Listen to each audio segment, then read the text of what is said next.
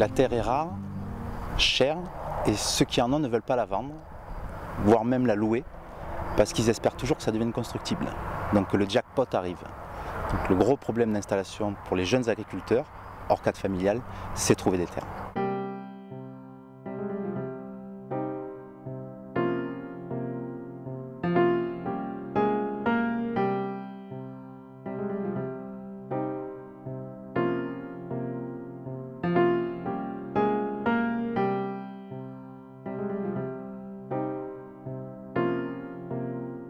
Pour l'installation, il n'y a pas beaucoup de terres disponibles. Je connais assez peu de personnes qui cherchent à s'installer, mais le problème c'est de trouver des terres.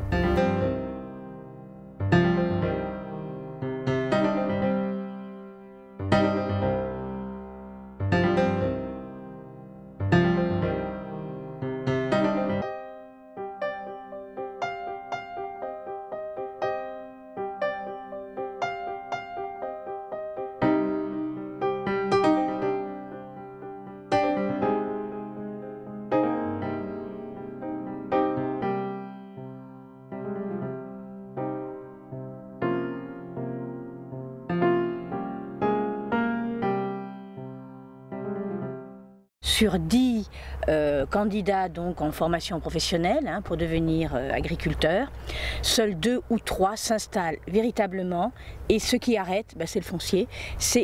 Alors c'est à la fois le foncier, mais du foncier existe, mais c'est le financement du foncier. C'est-à-dire qu'un jeune agriculteur dont les parents ne sont pas agriculteurs n'a pas les moyens tout seul d'acheter le foncier ici dans notre région. Donc soit il s'en va ailleurs, soit il faut mettre des alternatives, et notamment du foncier collectif, un achat collectif de foncier.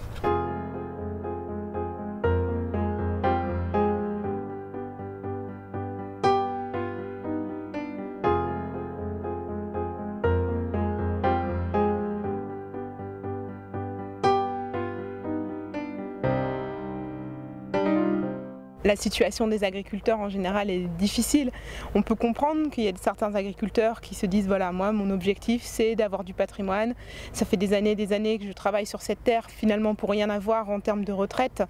Donc ils se disent je veux transmettre quelque chose, pour moi ça sera ma terre agricole et j'espère qu'elle passera constructible un jour. Dans la région, si on continue à ce rythme de folie, en termes d'urbanisation, en termes de construction de zones commerciales, de construction d'infrastructures, dans les Bouches-du-Rhône, d'ici 15 ans, il n'y aura plus d'agriculture.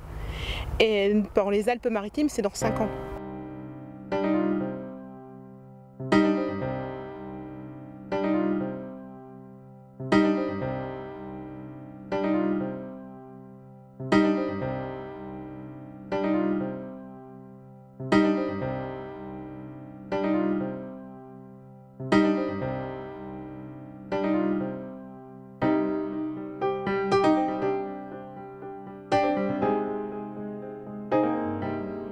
Aujourd'hui, la passation de père en fils ne se fait plus aussi automatiquement. Le fils qui a vu galérer son père, il n'a peut-être pas forcément envie d'être lui-même agriculteur. Donc ça, c'est une première chose.